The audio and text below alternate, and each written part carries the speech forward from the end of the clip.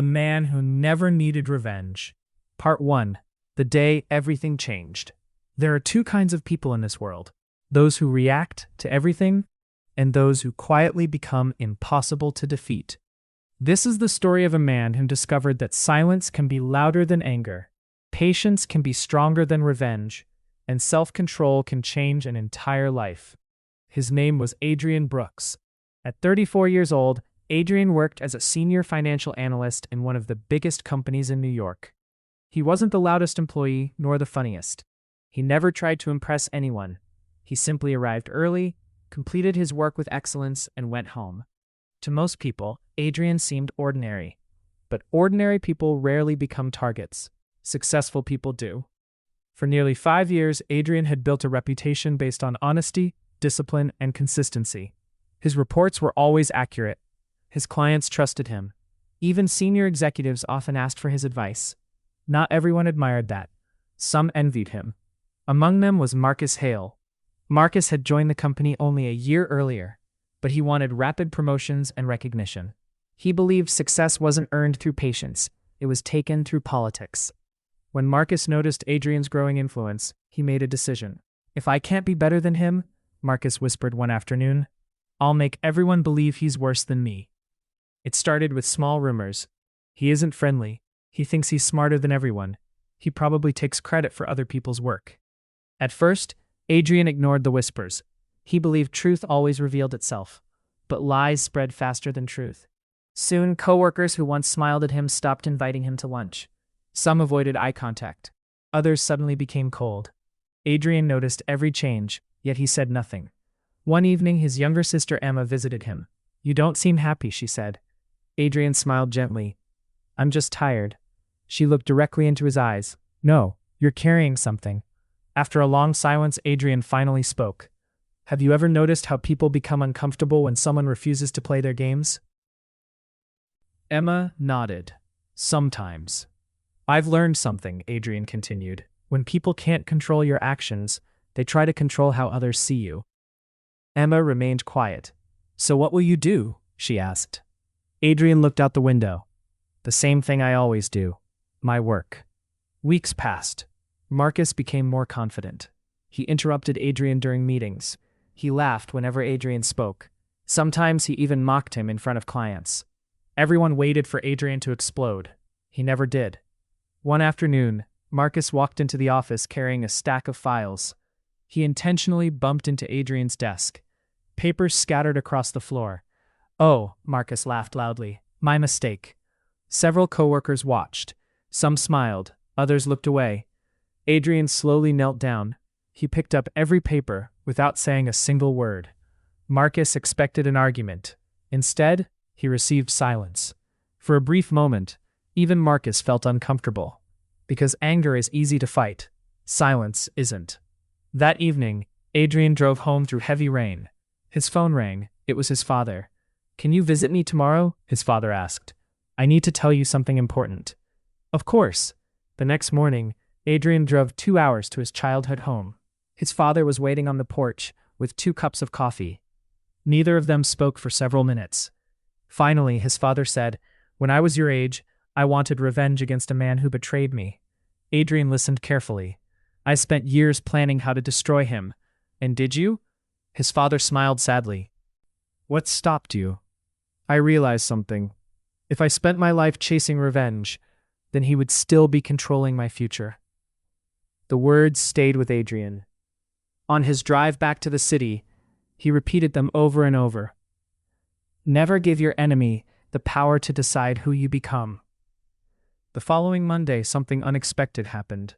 The company announced an internal investigation. Millions of dollars had disappeared from an important client account. Every employee in the finance department would be questioned. Panic spread through the office. Marcus looked nervous, very nervous. But Adrian remained calm.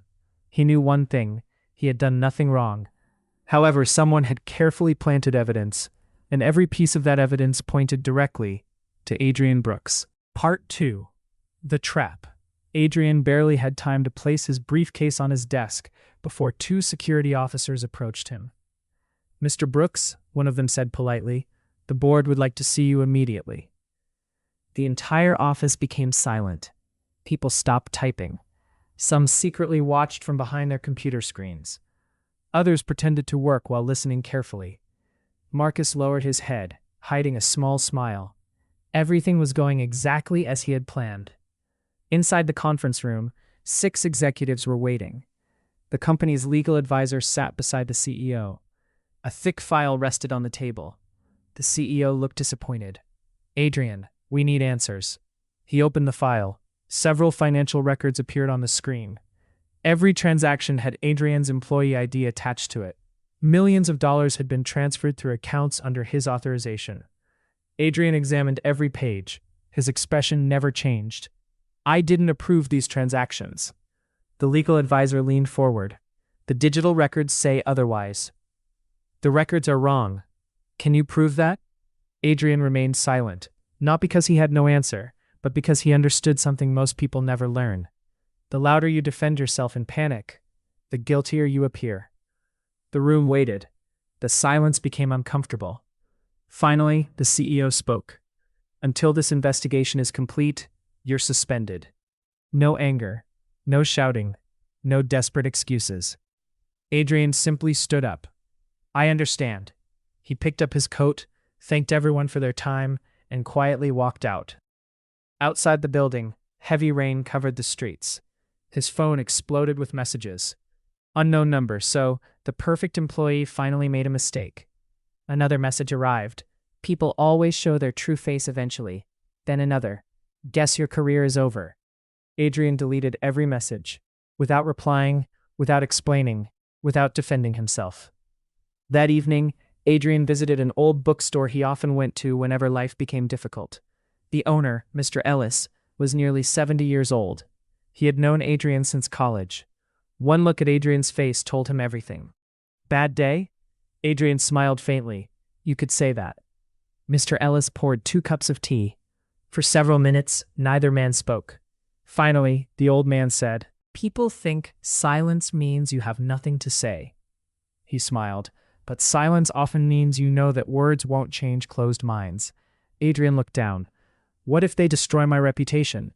Mr. Ellis nodded slowly. "Reputation can be rebuilt, but character is built exactly in moments like these." Those words stayed with Adrian long after he left the bookstore. Meanwhile, Marcus celebrated. He believed victory was only days away. At a nearby restaurant, he met a man named Victor. Victor wasn't an employee. He was an outside consultant with access to the company's financial software. Marcus handed him an envelope full of cash. "No mistakes?" Victor shook his head confidently. "None. Every digital record points to Adrian." Marcus smiled. "Perfect." Neither of them noticed. Someone at a nearby table had quietly recorded part of their conversation. 3 days later, news spread across the city. A local business newspaper published an article. "Senior financial analyst under investigation for multi-million-dollar fraud." Adrian's photograph appeared on the front page. Friends stopped calling. Neighbors stared. People who once respected him suddenly believed every rumor. It hurt, more than he admitted. Late that night, Adrian stood alone on his apartment balcony. The city lights stretched endlessly before him. His phone rang. It was Emma. "I know you didn't do it." Adrian closed his eyes. "Thank you." "Why aren't you fighting back?" He took a deep breath. "Because if I spend my energy arguing with people who already decided I'm guilty, I'll have nothing left to prove the truth." Emma remained quiet. Then she smiled. "You haven't changed." "No, and I won't." The next morning, someone knocked on Adrian's apartment door. Standing outside was Daniel Reeves, a quiet cybersecurity expert who had worked with Adrian years earlier. Daniel held a small laptop. "I heard what happened." Adrian invited him inside. Daniel placed the laptop on the table. "I've been studying the company's network." He looked Adrian directly in the eyes. The financial records were altered. Adrian remained calm. "I thought so." Daniel continued, "Whoever framed you made one mistake." "What mistake?" Daniel turned the screen toward Adrian. Hidden deep inside the server logs was a single encrypted login created at 2:17 a.m. using an administrator account that officially didn't exist. Adrian stared at the screen. For the first time in days, he wasn't looking at accusations. He was looking at hope. But neither of them realized the person who created that account already knew they were getting close. And somewhere across the city, A black SUV slowly stopped outside Adrian's apartment. Part 3. The Shadow Behind the Truth. The black SUV remained parked across the street. Its engine was off. Its windows were dark. Inside, two men watched Adrian's apartment without saying a word. One of them finally spoke. "He's not supposed to have help." The other nodded. "Then we make sure he loses it." Inside the apartment, Adrian and Daniel continued studying the server logs. Daniel zoomed in on a tiny detail that almost everyone would have ignored. The fake administrator account was active for only 11 minutes. Adrian leaned closer. "Can we trace it?" Daniel sighed. "Not directly. Whoever did this knew exactly how to erase their tracks." He paused before adding, "But nobody erases everything." Adrian smiled for the first time in days. "That's enough." The following morning, Adrian went for his usual run before sunrise. People stared as he passed. Some recognized him from the newspaper. A few whispered. One man even muttered, "That's the thief." Adrian heard every word. He never looked back. His father had once told him, "If strangers can change your peace with a sentence, then your peace never truly belonged to you." Those words echoed in his mind with every step. When Adrian returned home, Daniel was waiting with exciting news. "I found something." He opened his laptop. The fake administrator account connected to an external security camera. Adrian frowned. "A camera?" Daniel nodded. Whoever entered the server room passed through corridor 7. The security system automatically recorded the time. But there's a problem. The official footage for that night has been deleted. Adrian remained calm. "And the good news?" Daniel smiled. The camera uploaded a backup before it was erased. For the first time, they had real evidence. Meanwhile, Marcus was beginning to panic. Victor entered his office. "There's a problem." Marcus looked up immediately. "What happened?" "The backup camera." Marcus's face turned pale. "I thought you deleted everything." "I deleted the main files, but apparently, one copy survived." Silence filled the room. Victor spoke again. "If Adrian finds it, we're finished." Marcus clenched his fists. Then he must never see it. That evening, Daniel downloaded the recovered footage. Both men stared at the screen. The hallway appeared empty. 1 minute passed, then another. Finally, a figure wearing a black hood entered the server room. His face wasn't visible, but something caught Adrian's attention. Pause. Daniel froze the video. "What is it?" Adrian pointed toward the man's wrist. "The watch." Daniel looked carefully. A rare silver watch with a deep blue dial. Only a few thousand had ever been made. Adrian had seen it before. Very recently. Marcus wore that exact watch every single day. Daniel smiled.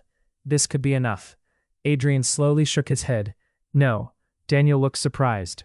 "Because assumptions destroy innocent people. I won't become the kind of person who accuses without certainty." Daniel stared at him. "You still refuse to hate him." Adrian looked out the window. "Hate clouds judgment. I need clarity." Across town, Emma was leaving work when someone approached her. A man in a gray coat handed her a small envelope. No return address. Then he disappeared into the crowd. Inside was only one sentence. "Tell your brother to stop searching, or someone he loves will suffer." Emma's hands began to shake. She immediately called Adrian. He answered calmly. "Hello? Adrian. They know." Less than an hour later, Adrian arrived at Emma's apartment. She showed him the note. Daniel examined the paper. No fingerprints, no camera nearby. They planned this. Emma looked frightened. "What do we do?" Adrian folded the note carefully. "We don't panic. We become more careful." Emma stared at him. "Aren't you angry?" Adrian answered softly. "Anger is exactly what they want. If I lose control, they've already won." The next morning, an unexpected phone call changed everything. It was the CEO. "Adrian, I need you to come to my office. There is something you need to see." His voice sounded different. Not suspicious, not disappointed. Afraid. As Adrian ended the call, Daniel looked at him. "What happened?" Adrian slowly put his phone into his pocket. "I don't know. But whatever it is, it's big." Neither of them realized. At that exact moment, someone inside the company was deleting the final piece of evidence. And if they arrived even 5 minutes too late, the truth would disappear forever. Part 4. The Price of Patience. Adrian arrived at the company headquarters 20 minutes later. The building looked exactly the same. The glass walls reflected the morning sun. Employees hurried through the revolving doors with coffee cups in their hands. Yet everything felt different. Just a week earlier, people had greeted him with respect. Now, conversations stopped as soon as he entered. Some employees looked away. Others whispered behind his back. Adrian ignored every stare. He had learned long ago that people's opinions changed faster than the weather. Truth did not. The CEO was waiting alone in his office. For the first time in years, he looked exhausted. He closed the door behind Adrian. "I owe you an apology." Adrian remained silent. The CEO continued. "When the investigation began, I believed the evidence. I wanted to believe you, but the documents were convincing." Adrian simply nodded. "I understand." The CEO looked surprised. "You aren't angry?" Adrian smiled slightly. Anger wouldn't change what happened. The CEO lowered his eyes. "You're a better man than most of us." He placed a small flash drive on the desk. "Our IT department recovered fragments of deleted files last night. They're incomplete, but they prove someone altered the financial records after your approval codes were copied." Adrian carefully picked up the flash drive. His heartbeat remained steady. Finally, a crack had appeared in the wall of lies. Meanwhile, Marcus watched the security cameras from his office. When he saw Adrian leaving the CEO's room with the flash drive in his hand, his face lost all color. He immediately called Victor. "It's happening." Victor answered quietly. "Destroy the drive. Today."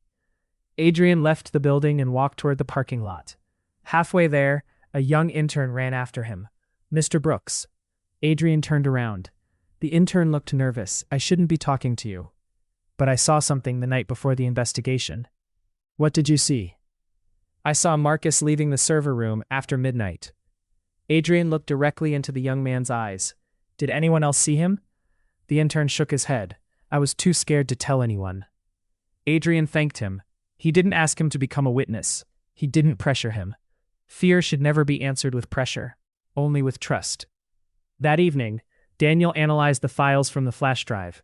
After nearly 3 hours, he suddenly stood up. "I found it." Adrian walked over. "What is it?" Daniel pointed to a hidden system log. "This file records every administrator who copied employee credentials." The screen displayed a single name. Not Marcus, not Victor. Someone else. Someone far more powerful. Adrian frowned. "The chief operations officer?" Daniel nodded slowly. He had administrator access. He could enter any office, change any record, and erase any evidence. Adrian leaned back in his chair. The conspiracy was much bigger than they imagined. Marcus hadn't created it. He had only helped carry it out. The real mastermind was sitting at the executive table. Across the city, Richard Lawson stood in a luxurious office overlooking the skyline. Marcus entered nervously. "You told me everything was under control." Richard calmly poured himself a glass of water. "It still is." Marcus raised his voice. "They're getting close." Richard looked at him without emotion. "Do you know the biggest mistake frightened people make?" Marcus remained silent. "They panic. And panic creates evidence." Richard smiled coldly. "I never panic." The next morning, Adrian received an unexpected invitation. Richard Lawson wanted a private meeting. Daniel immediately objected. "It's a trap, I know, so don't go." Adrian thought for a moment before answering. "If I avoid every dangerous conversation, I'll never discover the truth." At exactly 7 o'clock that evening, Adrian entered an expensive rooftop restaurant. Richard was already waiting. The city lights stretched for miles behind him. He smiled politely. "Thank you for coming." Adrian sat down without saying a word. After a moment, Richard spoke. "You've always been an intelligent man, but intelligence sometimes creates unnecessary problems." Adrian remained calm. Richard placed a blank envelope on the table. Inside was a bank check. The amount was enough for Adrian to live comfortably for the rest of his life. Richard folded his hands. "Take the money. Leave the city. Forget everything. No investigation, no revenge, no court. You'll never have to work again." For several seconds, neither man spoke. Finally, Adrian gently pushed the envelope back across the table. "I don't want your money." Richard's smile slowly disappeared. "What do you want?" Adrian answered quietly. "The truth." Richard leaned forward. "You'll lose everything." Adrian replied, "If keeping my character costs me my comfort, it's a price worth paying." For the first time that evening, Richard realized something dangerous. He wasn't dealing with a man who could be bought. He was dealing with a man who couldn't be controlled. As Adrian stood to leave, Richard spoke one final sentence. "You've just made the biggest mistake of your life." Adrian paused at the doorway, but never turned around. Without raising his voice, he answered, "No. The biggest mistake would have been selling my peace for your silence." He walked away. Behind him, Richard reached for his phone. Begin phase 2. Within seconds, a black SUV started its engine outside the restaurant. And Adrian had no idea. The battle was no longer about clearing his name. It had become a fight for his life. Part 5. The End. The next morning, Adrian walked into the company's headquarters one final time. This time, he wasn't alone. Daniel carried the recovered server logs. The young intern had finally agreed to tell the truth, and the CEO had called an emergency board meeting. Everyone was there. Marcus, Richard Lawson, the company's directors, the legal team. No one spoke as Adrian placed a small folder on the table. Daniel connected his laptop to the projector. One by one, the hidden files appeared on the screen. The deleted administrator account, the recovered security footage, the fake financial records.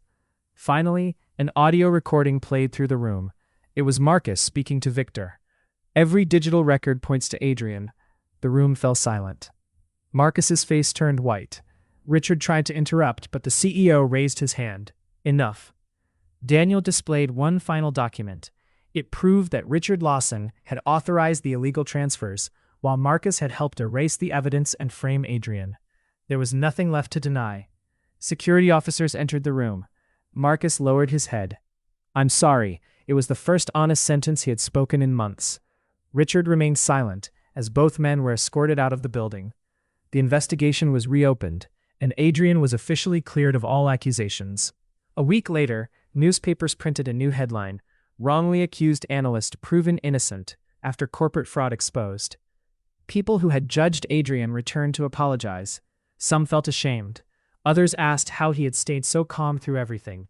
Adrian smiled and gave the same answer every time. "If I had reacted with anger, I would have become part of the chaos. Peace gave me the clarity to find the truth." Months later, the board offered Adrian a promotion. He thanked them, then politely declined. Instead, he started his own consulting company, built on one simple principle: integrity is worth more than success. His business slowly became one of the most trusted firms in the country. One afternoon, Emma asked him, "If you could go back, would you take revenge on Marcus and Richard?" Adrian looked out the window and smiled. "No. They already lost everything that mattered. Revenge would only make me lose myself." Years later, Adrian was invited to speak at a leadership conference. He stood before thousands of people and ended his speech with these words: "People may steal your reputation. They may spread lies about your name. They may try to provoke you into becoming someone you're not. But remember this: your greatest strength is not proving others wrong. Your greatest strength is refusing to let them change who you are." The audience stood in silence. Then came a long, thunderous applause, because everyone in that room understood one powerful truth. The strongest person is not the one who wins every argument. The strongest person is the one who never lets anger control their future. The end.